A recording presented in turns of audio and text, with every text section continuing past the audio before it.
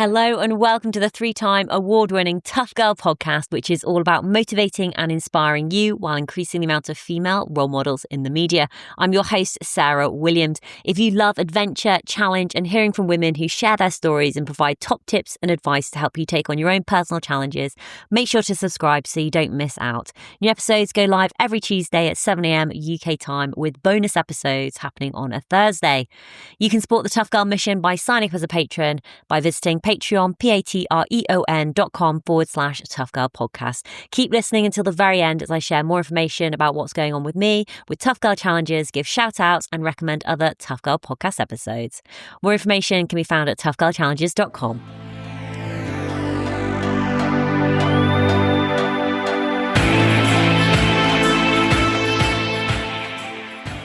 I'm Rebecca Devereux. I'm a mum, I'm a vet and an ultra runner. I was third place in this year's Montane Spine Sprint, the winter one. The winter one. And we are going to be digging into that race in some detail. We're going to be talking about your training, your planning, your strategy, why you were wearing shorts in the middle of winter. We are going to be discussing all of that. But I do think it's fun just to I'll just do a quick brief reminder. So we were chatting about this before. So we spoke to you first, and the episode came out on December 28th, 2023. So we probably would have spoken a couple of months before that. But during that episode, you talk more about your early years in the northeast of England, growing up on a small holding, talk about your love for animals, studying to be a vet at Liverpool University, mentioned, talking about not being a runner, shared more about having your first child in 2014, your second child in 2018. There's been a lot going on that you shared. You talked about your running goals. You talked about your journey with Black Trail runners, being involved in the community and some of the different races that you've done, from Endure 24 and 3 Dales Marathon and Peak Divide, a 2-day ultra running from Manchester to Sheffield. Lots and lots in episodes. So well worth catching up with that if people want to hear more about your backstory. But we're actually going to jump into the beginning of 2024 and kick us off with what you were training for at the beginning of 2024. So we spoke about Infinite Trails, which was my first mountain race, which was in 2023. And then, 2024 was a busy year. I got a London Marathon place through Black Trail Runners. So I did that, and that was my first ever road race, which is a bit of a wild one to do for a first road race. But I absolutely loved it, and it was an amazing experience. And then after that, I did something called the Lakes Divide, which is an ultra that runs from Keswick to Kendal in the Lake District. It's a social run from the same people that did Peak Divide that I'd done previously. And I've also been out to Switzerland to do the UTMB Eiger 35k race. So it was fairly busy after that. That is a busy year, which I love. And we're going to dig into it.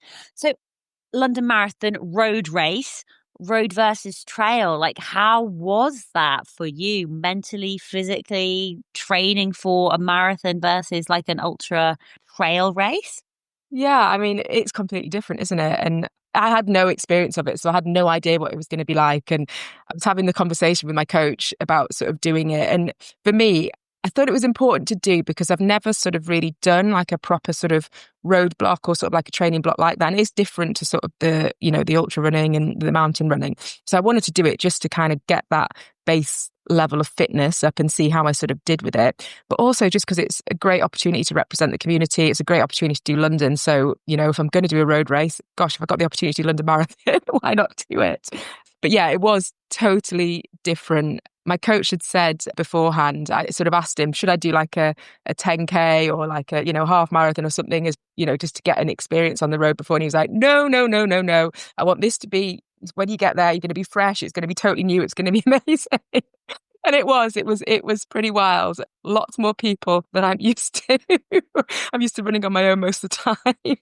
But yeah, it was an amazing experience. I think that can be one of the biggest shocks to the system, because there's I did it many, many, many years ago now, and I don't know how it's changed, but I think we had like three or four pens. Like there was a red one, a green one, a blue one, with thousands upon thousands. And I think that the hardest thing for me was trying to get like into a running rhythm, because it was almost like it felt very. I'm obviously at the the back, just before the people in fancy dress. So, not in a fast pen at all. But it was, it was a lot of like sort of start, stop, Yeah. you could, like sidestepping. But like talk us through that race. Did you have other members of Black Trail Runners like around you? Were you sort of by yourself in the pen? What was your strategy? Like, how did the race unfold for you? Yeah, so my husband did it as well, but we were in different sort of start pens. So I was sort of running it on my own. I had an idea of what time I was going to go for. And the way that we'd sort of discussed it beforehand, myself and Sam, was that had a very sort of strict sort of control of my heart rate. I was going to run to heart rate. That was it. Don't get carried away by everyone else sort of around you, which was fine. Apart from my adrenaline was so high at the start. My heart rate was already higher than it should have been. So it was a bit tricky to sort of keep within those limits initially. It's just crazy, isn't it? It's like a wall of sound. Like as soon as you get out there, there's just noise and people everywhere. So I think that was really great in the sense that it really encourages you to sort of keep going. And when it's tough, you've got all those people shouting and supporting you. But it does make it harder for things like, say, keeping a set pace or, sticking to things like heart rate, because you are sort of dodging people, stop starting, there's bottlenecks, and then it opens up in that side of things. So yeah, I think the good thing about that was that it did mean that I was concentrating the whole time because I had so much to focus on all the time. I wasn't really thinking about being tired or how difficult it was. I was just constantly just trying to keep everything steady and sort of stick to my plan, which I think worked really well for me. Did you hit the wall at all? I actually was all right. The only thing that happened is I had took sort of my gels and things. And normally when I run sort of off road, I've got a bag with all my stuff in it, and I've got all my drinks, I've got my gels, I've got my food, and whatever else I need. I didn't take a bag, so I just had my gels sort of slotted into my shorts or whatever. But that meant I didn't have any of my drinks with me. So I was just drinking the water that was on the sort of side that you could sort of pick up. But I just got a massive craving for salt about 30k in because I didn't have my normal electrolyte drinks. Honestly, I was literally looking through the crowds constantly, just, has anyone got any salt? Has anyone got any salty things? Like looking, has anyone got like a bag of hula hoops or anything? But most people that are supporting a London Marathon just have sweet stuff. They just have like jelly babies or, oranges and that side of things. And I think I did at one point, sort of just coming out of Canary Wharf, see this guy with a tray and it had all this like these little white blobs on it. I was like, oh, what? It might be salt. It might be salt. And then like ran over to him and realized it was Vaseline and was very disappointed. It would have been worse if I'd taken a big scoop of it and put it in my mouth. But yeah, the salt was an issue. So I think I'm doing London again this year. So that's something I will be addressing and taking some proper drinks with me this time. Did you get any cramps or anything from it? No, I didn't cramp. I was just craving it. Yeah, just craving it. Like, I've never had a craving like it in my life. I was just like, I need salt. So yeah, my body obviously needed it. I was lucky that I didn't cramp, but yeah, I definitely, I think, needed it. Maybe it's just like what I watch on like what comes through on my feed is like sometimes I think, oh, there's loads of controversy about wearing like a running vest, like with like water bottles and stuff. And I just think it's an amazing thing to do. Would you run with that? Yeah, so we debated about this beforehand. I think Sam's main justification was he just wanted me to go faster and he thought I'd go slower with a vest on. I mean, I don't think it would have made that much difference in the long term. So I'm going to have to decide this year what I'm going to do. I think you've just got to wear what's comfortable to you and what you're happy with. And, I suppose it depends how much stuff you want to take. My husband did it and he took he had all sorts of food and snacks in his bag. He had Eccles cakes, Snickers, all sorts. We did it in completely different sort of strategies. Mine was sort of the more high tech, his was the more sort of low tech. But we both did okay. It doesn't matter if it's low tech or high tech. It's literally like what's going to work for you. Like, yeah, 100%. I'm thinking, I love Snickers when I'm hiking. I don't know if I'll be able to digest a Snickers or an Eccles cake when I'm running. No, absolutely not. I was like looking at his stuff going, there's no way you're going to be able to eat any of that stuff. But, he managed. And he doesn't do gels. So, it's, it's just whatever you've trained with and whatever you're used to. But yeah, I won't be taking any Eccles cakes with me. Definitely not. How was the finish? Like, how was that for you? Because it's so iconic, like the London Marathon, like, running, especially like past like Canary Wharf and then you're running down the river. And then for me, it was always seeing like Big Ben and like turning right. What were some of those like magical moments or the bits that really sort of stand out for you? Oh, it was just amazing. So when you're going, because it is, you see so many iconic, places, structures, that kind of stuff, that it is such a massive distraction from the race. I think if I'd been doing sort of, a marathon, I don't know, somewhere else, which wasn't as exciting with all the views and things, it wouldn't have been as good for me. It's just amazing. You go when you're running down that final section, because you've seen it on the TV, you've seen all these people doing it just feels fantastic. And I knew that there was sort of sections where there were other people from Black Trail Runners and some of from the other running groups that were sort of cheering everybody on. And it was just great seeing friends, seeing family, high-fiving people. It just made it into just the most wonderful experience, really. Yeah, yeah. Oh, that's fantastic. Honestly, like massive congratulations to you and to you and your husband. And then, I mean, Joss, that's such a solid base to go from. Did you need much time out for recovery, or you just, you're doing, because obviously, you're training for ultras and etc. Like, how did you recover? Yeah, so I'd say it is definitely different doing a sort of road marathon training block compared to sort of my trail and sort of mountain stuff. It feels more intense on your body, I think, because there's a lot of sort of speed sessions, interval sessions, and a lot of just pounding it on the roads. I was sort of physically more tired at the end of that block and after the marathon than I would be, say, after doing one of my mountain races. Because I think because you've got such varied terrain when you're doing the mountain stuff, it doesn't put strain on the same stuff all the time. So I did sort of have a little break after that, but I didn't sort of sustain any sort of major injuries or anything like that. It just did. I was definitely more tired, I think, doing the training block for London by the end of the week than I am, say, doing my blocks now.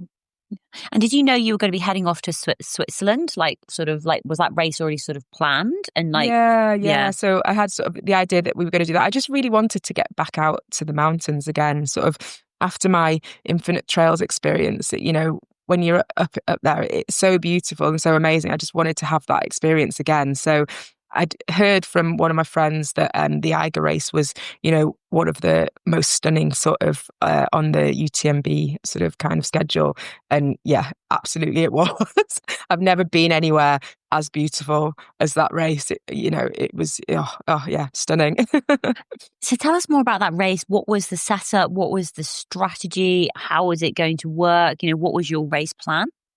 So with that one, the climbs were the killer section on that, really. There's some pretty big, steep climbs. Sort of when I did Infinite Trails, I had sort of the shorter race with a really steep climb in it. So at least that had prepared me a little bit for it. But yeah, there's one of the sort of main climbs in the Eiger, Mannlichen it's called, and it just goes up and up and up and up and up and doesn't stop. It was pretty warm as well. So obviously that puts quite a lot more strain on the body as well with the heat. So yeah, that was tough. And sort of getting the training in for that was, it's difficult getting, because we don't have that sort of vert, here to do sort of consistently. But yeah, I felt ready. The only issue was I got to the top of the climb, which was great. And then on the descent, so we did the really sort of beautiful section where you're literally sort of running next to the north face of the Eiger, and it's just absolutely stunning. And then there's a long descent that comes down, and I was doing great down that descent. And then all of a sudden, boom, don't know what happened, was on the floor the next second, hurt my ankle, my Garmin alert was going on. It was like, what has happened? And yeah, so quite sort of, it wasn't great. My ankle was pretty bad. So I ended up having to sort of hobble for sort of the last sort of 10, 15K of the race, which wasn't sort of the way I wanted to end it. But I was pretty determined that I wanted to finish. So I just had to get through it. But yeah, hopefully that's not going to happen next time I do one of those races. Yeah. How's your ankle now? How's the recovery been? Was it just sort of a time, or have you been ankle strengthening? So it's fine now. I did afterwards. It could have been a lot worse. It was very sore, sort of, going down. Luckily, when I did it, I sort of ended up on the floor and then managed to get up, and I had my pulse, so I sort of hobbled down a little bit. And luckily, there were some medics quite close to where I was, so they had a look at it, strapped it all up, and I couldn't run on it properly, but I could sort of get round. And yeah, I just had to do some stuff with my physio when I got back, some strengthening exercises, and sort of focus on that and have some sessions. And yeah, it's okay now. It was just a really random thing. I don't know what happened with it. It was completely unexpected. One minute I was up, next minute I was down. But it shows that your Garmin alert works. It definitely worked. It went off. So yeah, never mind. I think it's almost like two things when that happens. Is one, for me, it's obviously it's like the injury, like like how bad is it? Is it just a sprain? Like what's going on there? But then sometimes it can almost like knock your confidence a bit, Yeah. especially if you've been, working on like downhill sections and then you don't know what's happened, but then suddenly you are on the floor. Did you notice any difference, or are you able just to not sort of shake it off, but to get your confidence back pretty quickly?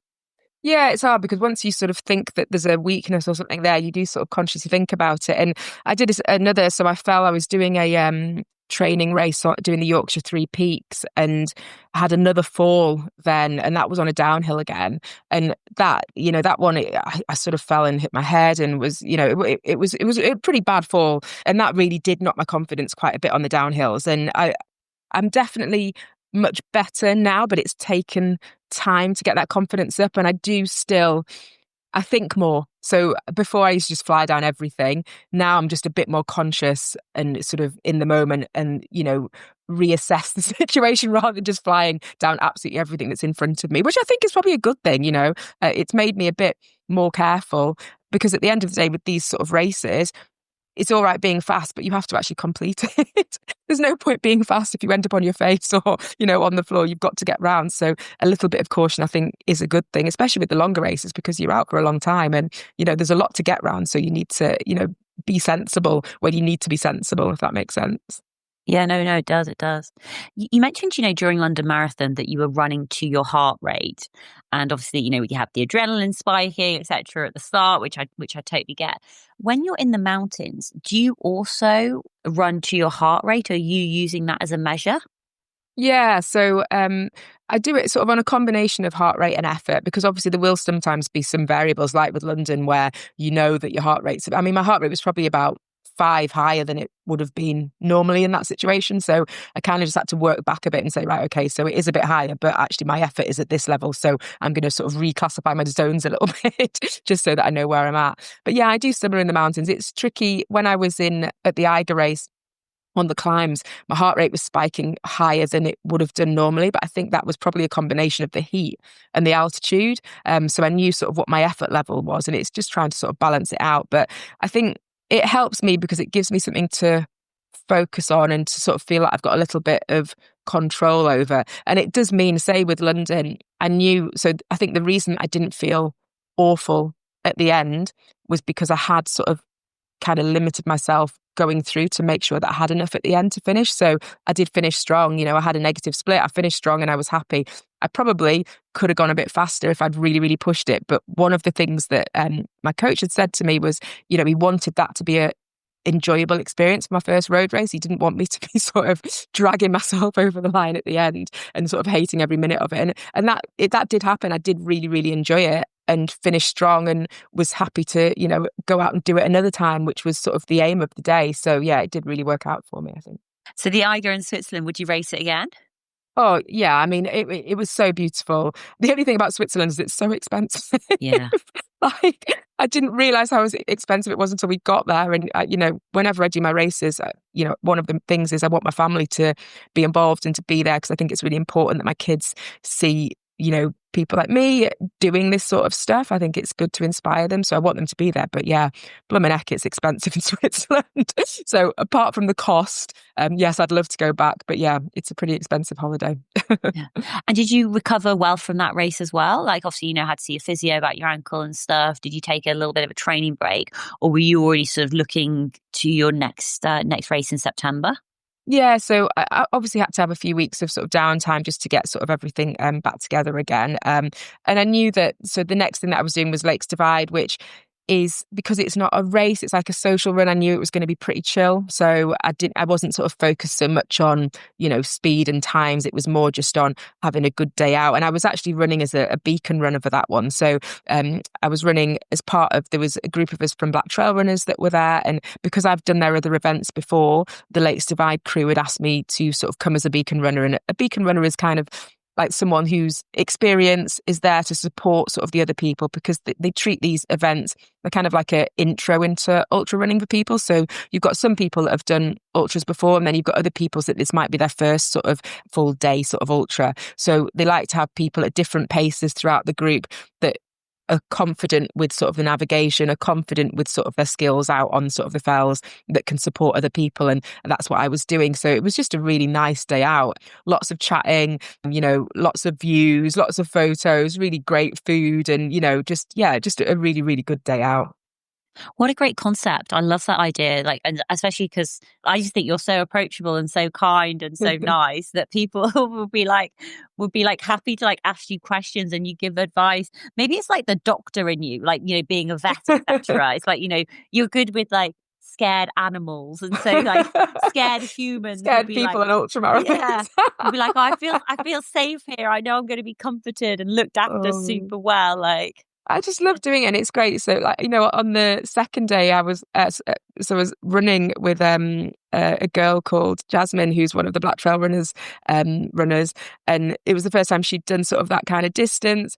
And she had a train to catch, so she was really stressing about getting back to get this train on time. So I was like, "Don't worry, we're going to do it. We're going to make sure we're going to do it." And she really wasn't convinced that we were going to make it, but I was like, "I'm going to make this happen. I'm going to make this happen." And we got around, and honestly, seeing sort of how happy she was and how sort of, delighted she was, one, that she'd made the train, but two, that she'd just done it. She'd not been to the Lake District before. It was all completely new.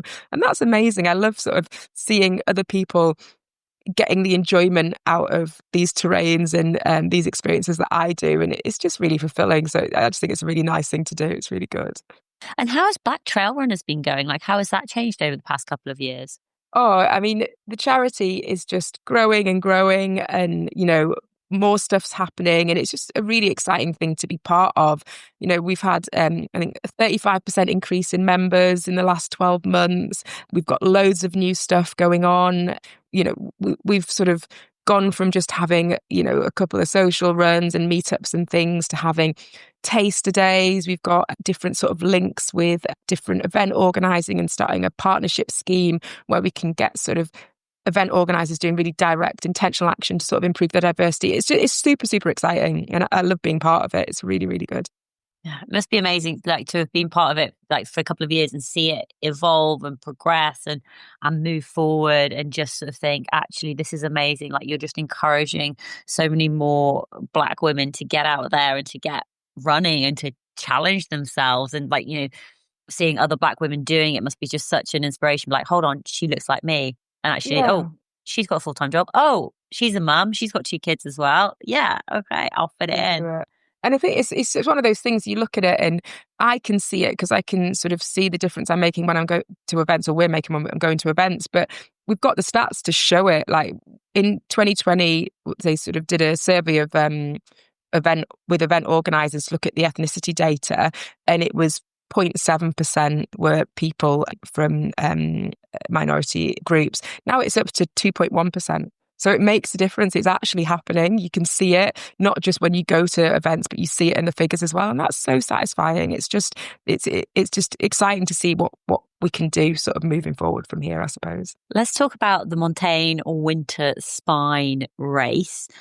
How had you known about this race? What made you want to do it? What were your thoughts? So it's one of those things, isn't it? If you're into ultra running, everybody knows about the Spine. It's just one of this, it's one of the biggest races in the UK, and everybody knows about it. If you're not into ultra running, you probably have never heard of it, and it's just, what is this crazy thing? So I get sort of the two sides of it. If I talk to anyone in sort of the running community, they're like, yeah. If I go into work and talk about it, nobody has a clue what I'm talking about. So I hadn't heard of it before I started running, and then once I started with my running, obviously I heard about it. And because I live in Hebden Bridge, I'm actually on the route. So we're on the Pennine Way. The Spine route literally is at the bottom of my road. So the runners go through twice a year on the winter and the summer events. So I had been out sort of a few times once I got into my running up onto the route to watch people coming through. And I can't remember which year it was, but one of the years I'd gone up to Stoodley Pike, which is sort of a local monument which everybody runs past. And I'd been out on a run and actually had been with the front men on the full Spine, and for a brief period had been leading the Spine as they ran down the descent from Stoodley Pike. Was all very excited about it, and saw like Damien Hall and all these people. So I knew about it. And then I'd watched, and obviously we've had sort of some people from the community that have entered the different sort of events. We've had some in the summer, we've had some in different ones, and I'd seen them doing it. And then in 2024, we all watched Jack Scott do his amazing thing when, broke the record. And we, prior to that, we'd had Jasmine's amazing record, and it's all these really inspiring stories. And yeah, I just watched the Winter 24 one. And as happens with me sometimes, I just had a little niggle and I was like, oh, could I be part of this? Could I do something to do with this? Maybe. And the entries come out, I think it's like 2 or 3 weeks after the spine finishes. And I was just looking at it and looking at it and looking at it. I wasn't sure.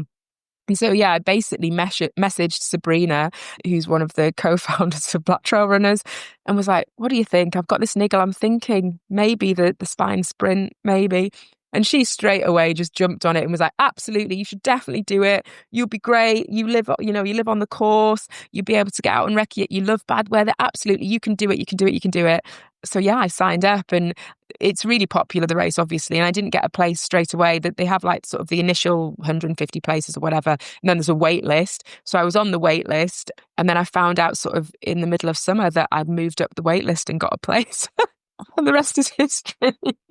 I think that's quite interesting, because that must have been a roller coaster of emotions. It's like the should I, shouldn't I. Speak with Sabrina Pace Humphreys, who just be so encouraging. So like, she's the most encouraging person ever. Yeah, she's amazing in that sense. So your energy will like be excited. You then apply, and then it's like the excitement, and then it's like the disappointment that you're on the wait list, but then maybe a small part of you's like, oh, okay, yeah. It wasn't meant to be, but that's I've got away with it. Yeah, like maybe not. Like, I put myself in there. I stepped forward. I tried, and it wasn't meant to be. Okay, I'll just, I'll think of another goal. And then suddenly you get that email notification. Congratulations, you have moved up. You're no longer on a wait list, and then it becomes then real. It's reality. Yeah. So you're going to take on the Winter Spine Sprint, which is a non-stop 46-mile race along the Pennine Way. What's the longest distance you've run before? So I did in sort of a one day, I don't think we talked about this last time, but I did the Peak Divide Wanner, which was like 72 kilometers. But that, again, it wasn't a race. It was during the day, and it was a social run. And it was the week after I'd done the mountain race at Infinite Trails. So my legs were completely broken. It was really, really hard, really, really difficult. And yeah, it was a completely different thing to this. So I'd done that distance once, but that not in a racing sort of sense, more in a supported, chilled out day out on the moors with groups of people sort of supporting each other. So yeah, this was the first time I was doing it in a race. And the other thing is I'd never done a sort of proper overnight race either. And I'd never done an unsupported race. So lots of new challenges in the winter here. like that. Is that, so there was lots of new things going on. And Sabrina did say that you like the bad weather. Is that true? Are you good at like running in the rain and the cold and running over winter? Because most people are a bit like, oh. Yeah, so I think like the girls, so when we were doing our training for Infinite Trails, and when I speak to the girls on my team, then they all always joke, because I will go out in any weather. I think I live in Yorkshire, so the weather's usually quite miserable. If I didn't go out when it was miserable, I'd never get to go out running. So yeah, I'm pretty good in dodgy weather. I don't mind dodgy weather. I'm much better, I'd say, in the wet and cold than I am in the heat, because I'm more used to it. So yeah, I don't get put off by bad weather is probably the best way to say it. Ooh, yeah, I'm literally like, nope. Wet and cold, no, I want the sunshine, I want the heat. I quite like it because I feel like it feels like more of a challenge, and it does make you feel alive. If the wind's like literally like blowing into your face and you can't stand up because it's so windy and it's hailing, like it makes you feel alive. Which is awesome. What was your conversations like with your coach when you were talking about this race and talking about strategy and training and planning? What did that look like? So initially, I think Sam thought I was completely bonkers, but he knows what I'm like, and I'll just say, right, we're going to do this. And he's like, okay, let's work it out. So yeah, I think the conversation that we had was, I am a prepper. I need to be as prepared as I can possibly be for anything like this that I do. And so I said, the only way that I'm going to be able to do this is if I know the course as well as I possibly can. And I have got the advantage of, living on the course, so I'll be able to do recce runs. I need to have all my kit sort of absolutely bang on. And we need to have tried to prepare for any eventuality that we can do. So obviously with the winter spine, one of the big things is the weather. And the weather, you don't know what you're going to get. And I think that's one of the things that I would say signing up for it causes, or caused me, the biggest amount of anxiety is just the unknown, not knowing what you're going to get on the day. You can kind of think, oh, is it going to be this? Is it going to be that? But until the week before, you've literally got no idea what the weather's going to be like. You know, it's going to be bad. It's unlikely to be 22 degrees and sunny, but you just don't know what type of bad it's going to be. So I needed to go into the race knowing that I'd trained and prepared in as many sort of weather variations that I could do, so that I knew the kit that would work in those situations, and I knew what the course would be like in those situations, so that when I was rocking up on race day, I would have the confidence to deal with sort of whatever was presented to me. Ooh, I like this. I like this. So there's lots of things in there. Like I like the word you use, like prepper, like being really prepared, doing recce's, getting your kit dialed in, dealing with those eventualities, and actually dealing, I suppose, with that anxiousness and that unknown. What did your training look like in terms of your training plan? Because you've got kids, you've got family, you've got a full-time demanding job, and I've forgotten how many pets you've got. Although I think you're quite controlled for 'em. Yeah, I'm quite good. Just the one cat, so not too bad with that. But yeah, I mean, it's a difficult block to do.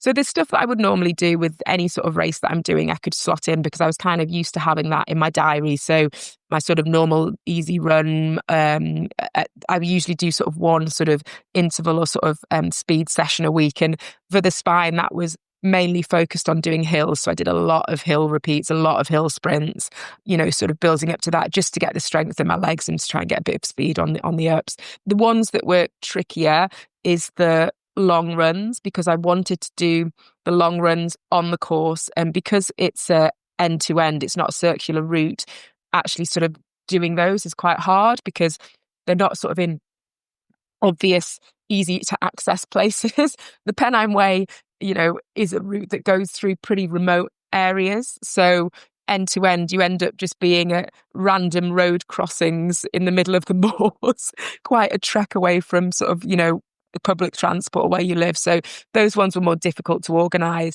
And that's where, having a good support system in place really helps. My poor husband was really helpful. He'd be picking me up at 8 o'clock on a Saturday night from a road crossing, near Marsden in the wind and the rain, with the kids in the back, taking me home after sort of a long run. I've got friends that came out on some of the recce's with me, and we do sort of leave one car at one end, get the other car at the other end, trying to sort of organise social events around sort of recce. So we'll go and visit friends in the Peak District or in Manchester, and I'd do a run on the same day so we could fit it in. So yeah, it wasn't easy to organise. It took a lot of organisation to do.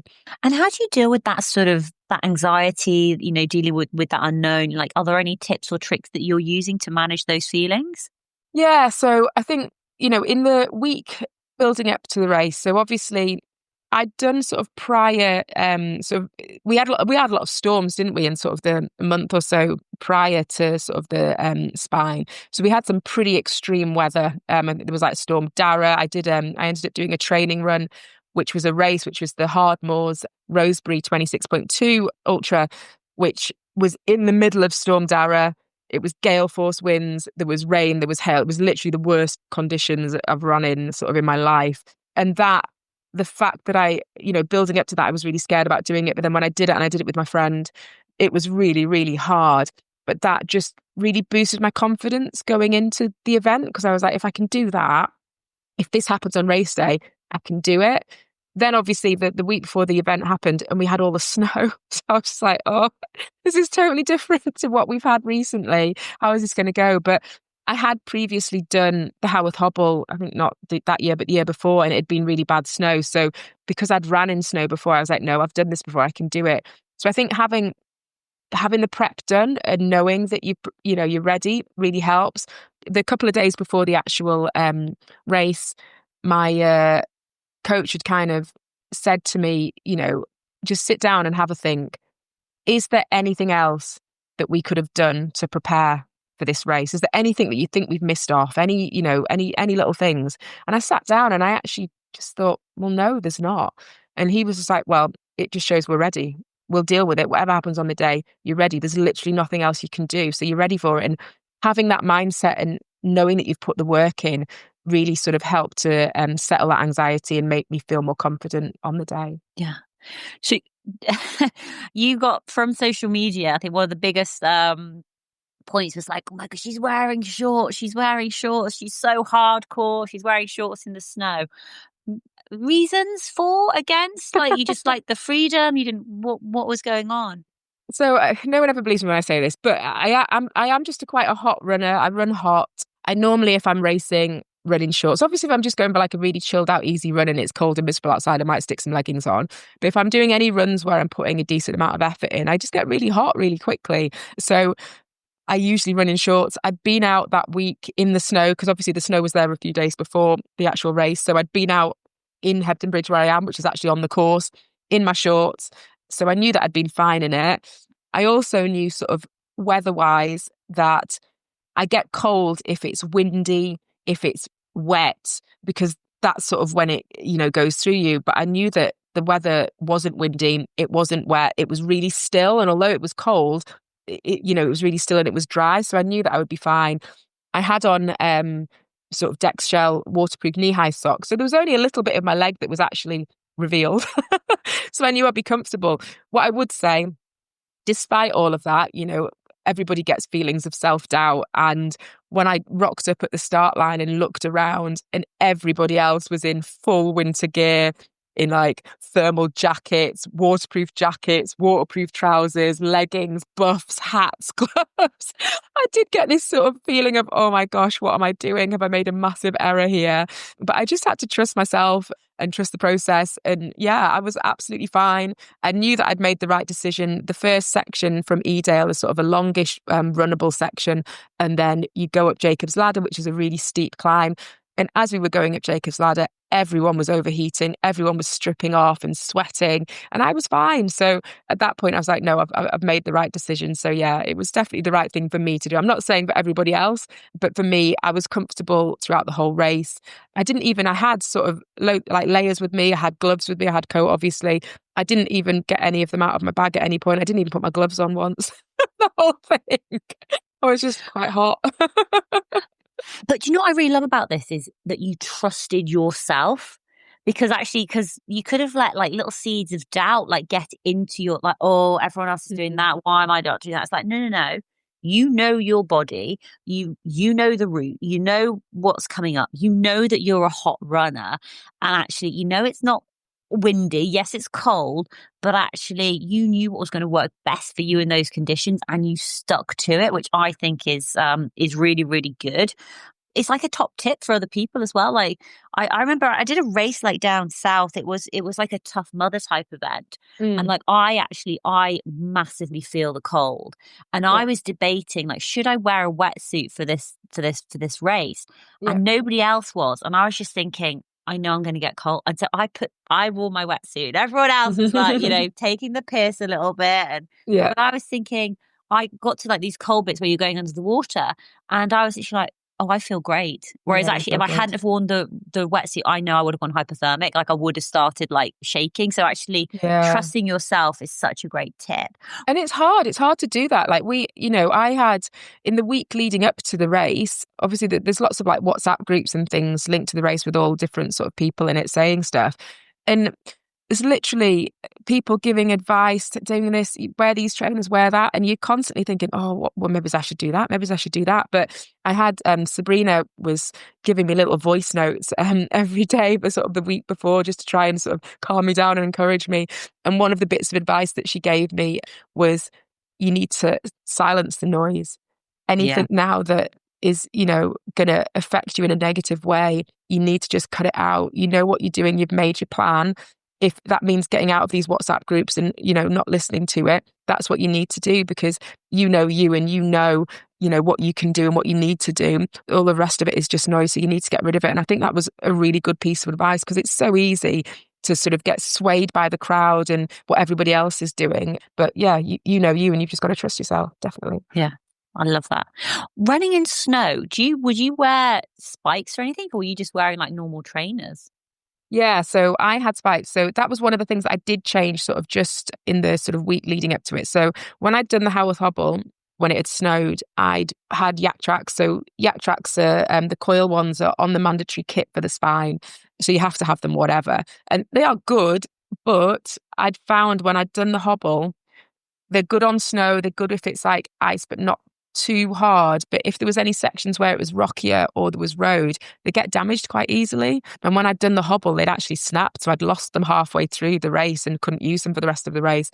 So I knew that if it was icy and it was snowing, I'd need to take something with me for traction. So I'd actually been sort of Googling and had a bit of a research and found the Catula Exo Spikes. So I'd bought some of those that week and I'd been out on a couple of runs in them that week just to practice in them. And they were great. I had them on from the start, literally from the start, and I kept them on all the way until the last 1.5 kilometers into Hebden. So they were really, really, really good. And I didn't slip or feel like I was going to slip at any point, despite the fact that it was very snowy, very icy underfoot for the entire race. So that was, really, really important, definitely. So talk us through the race, the ebbs and flows, the highs and lows, the start and the finish. What was going on during that 74-kilometer, 46-mile challenge? So, I mean, for me, going into it, because this was a challenge like nothing that I'd done before, I wasn't thinking about racing. I went in and I just said to Ben, I said to my coach, I just have to finish this. That is what I need to do. I just need to finish it. It's going to be really hard, especially with the conditions. I just need to finish it. So there was never, I didn't go in with a sort of a racing mindset for it. I started off and my coach had said to me, so he lives in the Peak District. So he'd been out running in the snow sort of the day before. And he sent me a voice note the night before just saying, look, the main thing with this is you need to not get demoralized by the fact that it's taking you much longer than it would normally do. Because I'd recce'd all of the sections, I knew approximate times for each section on sort of various weathers, not the snow because I'd not recce'd them all in the snow, but I knew for wind, rain, mud, whatever, how long each section took. And I'd mainly done that not because I was trying to aim for a time, but just because of my fueling strategy. I needed to know how much food and stuff to take with me. So I'd done it because of that. But he basically said, look, it's not going to stick to those times because it's really, really slow underfoot.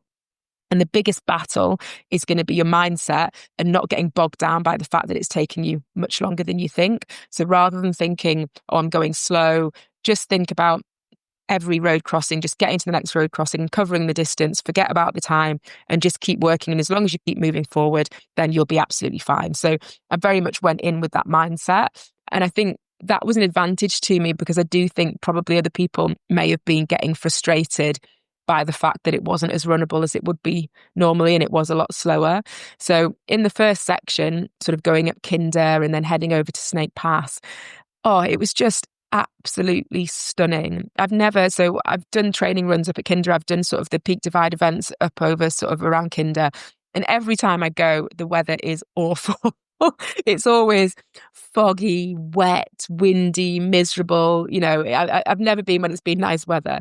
So to go up there and it was just blue skies and still and just like it looked alpine. There was just snow everywhere and, Kinder Downfall was all frozen. It was just absolutely stunning. And to be honest, during that section, I just felt so privileged to have the opportunity to be up there and out there in those conditions that I wasn't even thinking about I was part of an event. I was chatting to people, I was taking photos, I was taking videos, I was, stroking dogs that were coming past, just having a really lovely time.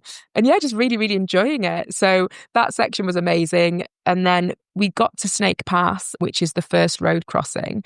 And that's about 15 kilometers in. And when we got to there, the sort of group that we'd been in had kind of spread. And it's really hard to tell where you are because there's just people. You don't know where in the group you are. I'd been sort of running with this guy called Mikey, and there was just me and him sort of together. And we got to the road crossing, and one of the safety team there was like, "Oh, here's second lady." And I was just like, "What? What are you talking about?" Like literally just didn't really take it in because I was like, she must have got that wrong. I don't really know what's happening there. And so just kept going because I knew the next section, when I sort of looked at the race sort of from beforehand, my main thing was that the first sort of 30 kilometers is kind of the toughest bit.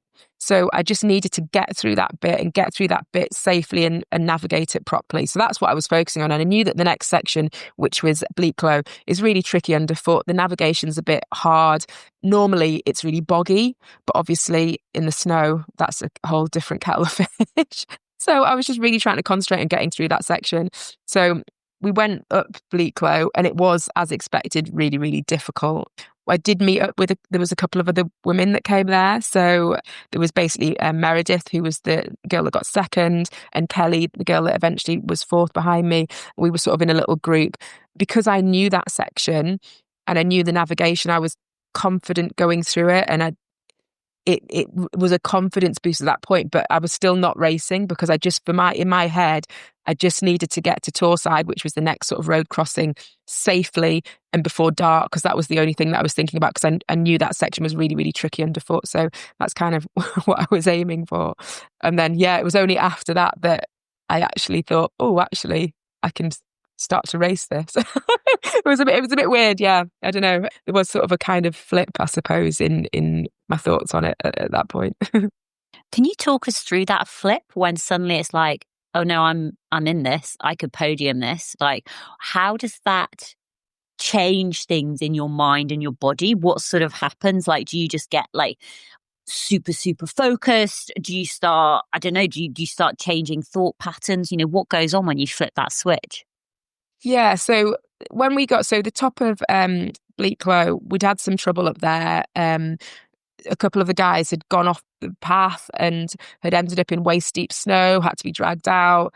Then there's like a really difficult single track section, which Meredith literally flew along. And I was like, I cannot do that. There's just no way. I just need to take it really slow and steady. And because of that, and I saw, them going, in my head at that point, I was like, look, that was nice while it lasted, being up near the front, but it's not going to continue. Let's just keep with my plan and just keep trudging along and keep it steady away. And so we got down to Torside, where there's a road crossing and there's a mountain rescue sort of team were there. And I stopped. I had in my plan initially, I was going to put a coat on there, but I was really hot, so I didn't end up putting my coat on. But I did take my bag off. I had a coffee, was chatting to the mountain rescue guys. Everybody else sort of went off ahead, and I was like, okay, that's that done. Great. It was great while it lasted. So I set off and I was quite a bit behind them. And then I was just running on my own for a fair while, going past some of the Challenger South people.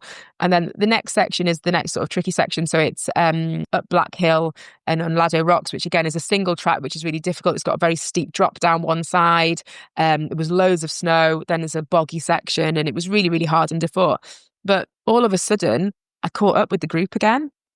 And I was like, oh, I didn't expect that to happen. How have I managed to catch up with them?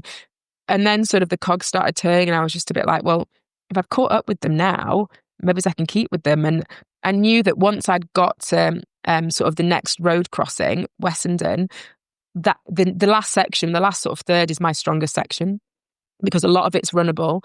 Plus, I know that section better because I've ran it more. And certainly the last bit is my home trail. So I knew if I got to that bit, I would have a massive advantage because I know the trails really well.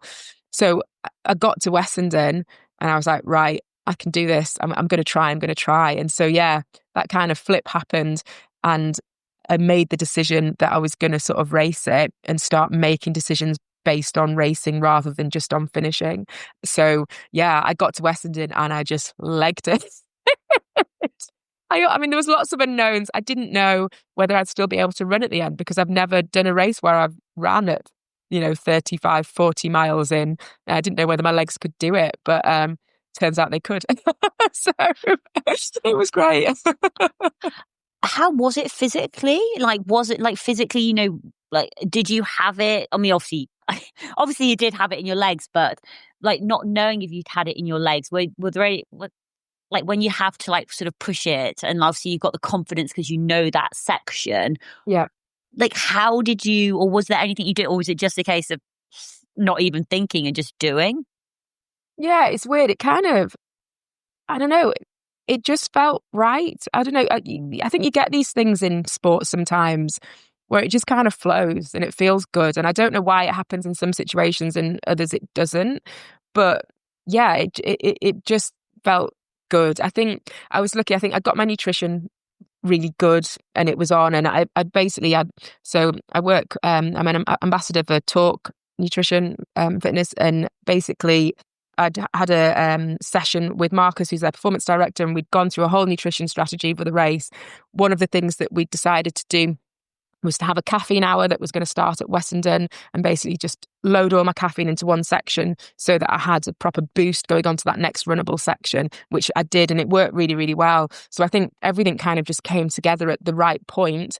And yeah, I just felt like I could go. The other advantage that I had was that so the spine is unsupported, so you're not allowed to have people support and help you, but you are allowed to have at one point friends or family to come and sort of cheer you on. So the next sort of road crossing after Wessendon was Marsden. Ben and my kids were there, so I knew that I was running to them, and sort of seeing them was just a massive boost for that final section home, because they were so proud and so happy, and they were like, come on, you can do this, and having that just made such a massive difference to me. I do think as well, I wasn't the best runner on the day. There was definitely people that were stronger runners than me, but the conditions helped me because it became less about a purely running and fitness race, and it was more about decision making, grinding it out, and the other side to, I suppose, ultra running than just sort of your fitness, and the conditions sort of really helped me with that, I suppose. I love how you described that, just especially that feeling of being in flow and actually just feeling good, and then getting that boost of seeing your husband and children, like just getting that amazing sort of spike.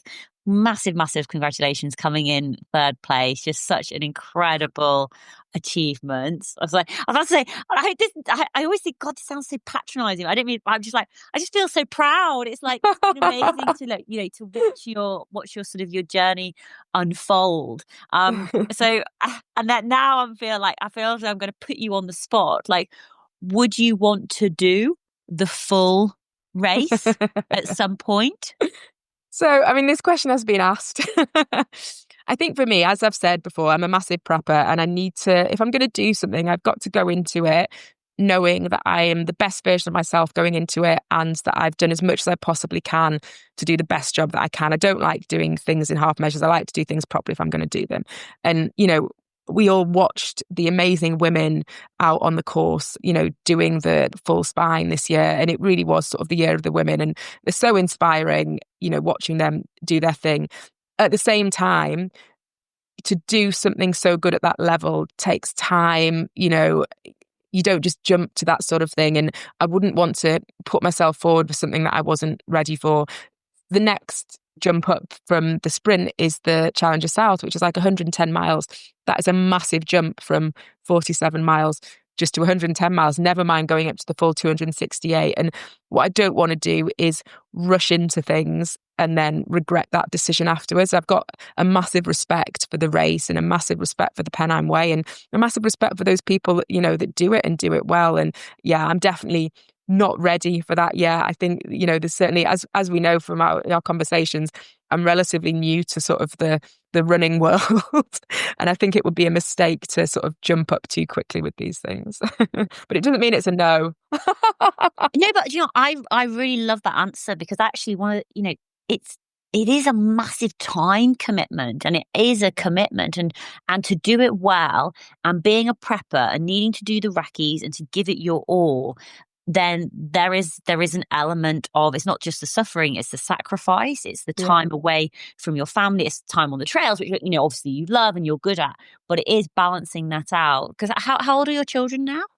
So my little boy's 10 and my little girl's 7. Yeah, I mean, and they're so so little still as well. You want to do, you do want to spend time with them, but I love that progression, because I think sometimes it's all too easy to be like, oh, we've just an example, go from a 5K to a marathon.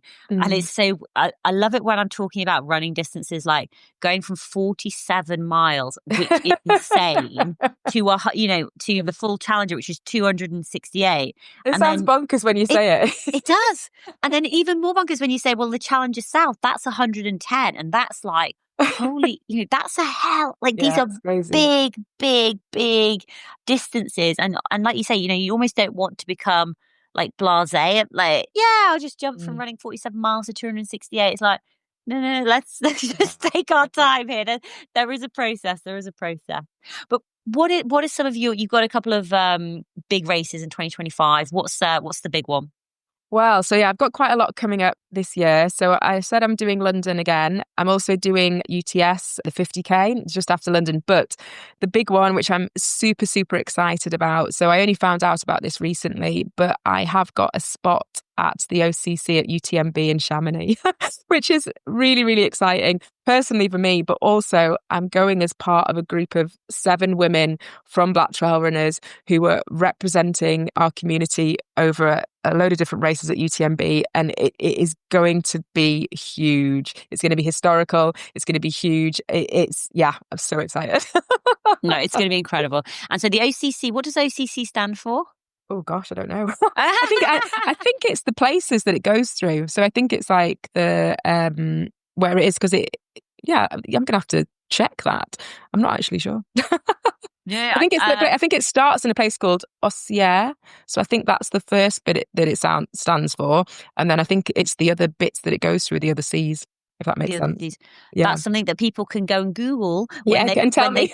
To figure out the OCC. But it's a 55-kilometer course. There is massive elevation gain, 3,425. But I just love the fact that you're doing it with such a group of like badass women as well. Like that's just going to be so epic. And Rebecca, how can people follow along with you? How can they connect with Black Trail Runners? Where are you most active on social media? Yeah, so you can follow me on Instagram. I am at Rebecca_runs_wild. I post about all my adventures, all my training. I'm pretty active on there. And then you can also find Black Trail Runners on Instagram as well at Black Trail Runners. Fantastic. I'll make sure I do put all of the links to your social media and to the social media of Black Trail Runners as well. And to the OCC for UTMB, all these acronyms that are spilling out of my mouth, so that people can follow along. What an incredible race. It's going to be amazing to follow along with your training and your journey up there. But Rebecca, I'd love for you to have the final words, advice and wisdom for other women who are also at the start or just sort of moving through their ultra trail running journey. What advice would you like to share for other runners? And please don't say just do it, but you can take that in any direction that you would like. So I think for me, what I've learned in my sort of short ultra running journey is the things that make the biggest difference are consistency. So turn up, do the sessions, and if you're consistent, you will make progress. And preparation as well. Just turn up as prepared as you can be, and that will fill you with confidence, and then you'll succeed. Absolutely. I love that. Consistency, preparation, and you will succeed. Rebecca, thank you so much for coming back on the Tough Girl Podcast Extra to share more about your running journey. And like I said before, I'm so excited to see what unfolds over the next year at the OCC, at the UTMB. It's going to be absolutely epic. Thank you for having me.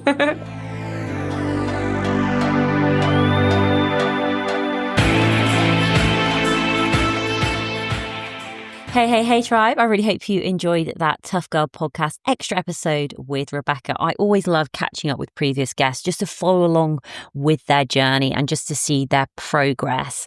Really, really amazing to see that. And I loved how actually Rebecca talked about her running journey and the progress and how she evaluates which races to take on next. If you haven't listened to our first episode with Rebecca, please do go and check it out. Another name which was mentioned during the episode was Sabrina Pace Humphrey. So Sabrina first came on the Tough Girl Podcast on July 7th, 2020. She is, back then, 2020, she was a 42-year-old young mum of 4 and grandmother to 2. She came on the Tough Girl Podcast to share more about her early life, dealing with racism from a young age, suffering from anxiety and postnatal depression after having her first child at 18. Sabrina shared more about her reasons for wanting to take on the Marathon des Sables, a challenging 250-kilometre multi-day ultra race across the Sahara Desert. She also goes into detail about planning and preparation, making the commitment to the race, dealing with anxiety during training, and taking us back to the emotional moment of crossing the finish line and achieving her goal. Sabrina also shares more on the challenges of being a mixed-race woman, racialised as Black, living in a rural community, and why diversifying the outdoors, and specifically the ultra running community, is so important. So that episode first podcast came out on July 7th, 2020. We then had a catch-up episode with Sabrina in 2022 on August 30th, where she shares more about co-founding the fastest growing community and campaigning for Black trail runners. She's also well known as an ultramarathon runner. She finished Marathon des Sables, and most recently she completed the Spine Race, a non-stop 268-mile race down the Pennine Way. Sabrina's also the author of Black Sheep, a story of rural racism, identity and hope. So another amazing episode for you to go and listen to. And then if you haven't listened to the first episode that we did with Rebecca, I'd highly encourage you to go and give that episode a listen. That episode came out on December 28, 2023. So all this information can be found on the Tough Girl website, toughgirlchallenges.com. If you're brand new to the podcast, I'd highly encourage you to go and check out the website, toughgirlchallenges.com. Grab a seat, grab a cup of tea, a hot chocolate, have a coffee, and just have a little explore through the website. Check out some of our previous guests, check out the resources section, check out the Tough Girl blog. You can scroll back through some of the episodes going way back to 2015. And if you're interested in finding more about me and different adventures and challenges that I've done, there is a Tough Girl Challenges page with all of the different adventures from Marathon des Sables, Appalachian Trail, Lyceum Way, Overland Track, Wales Coast Path, hiking in Scotland, UK hike, Camino Adventures, and Tiara Row Trail hike, which I did with Zolio. There's also more information about me, which probably needs to be updated. I am working on updating the website. I should put it out here now. I'm working to update the website, so at the beginning of August, the website will be updated. What do I mean by that? Brand new, rebranded, not rebranded in a different way, but basically better. More improved. That is what I'm working on. The website will still be the same, toughgirlchallenges.com, but a more enhanced, better version with that. So yeah, working on that at the moment, along with the resources section as well. So please do go and check it out. Massive thank you to all the incredible supporters, all the incredible patrons who are supporting and funding the mission to increase the amount of female role models in the media, especially in relation to adventure and physical challenges. It really makes a massive difference having your support every single month. So whether you sign up as a monthly patron or an annual patron, it works wonders for me, and thank you so much from the bottom of my heart. I really do appreciate it. If you're not in a position at this moment in time to financially support, I would love for you to tell one friend about the Tough Girl podcast. I'd love for you to share it on your social media, put it on Facebook, Instagram, TikTok, all that jazz. That would be amazing. The episodes go live every Tuesday at 7 a.m. UK time, with bonus episodes on a Thursday. Thank you so much for listening. All that's left for me to say is, wherever you are, whatever you are doing, give it your all, give it 110%, get after it, go for it, believe in yourself, because I believe in you. Take care, lots of love, and I'll speak to you soon. Bye.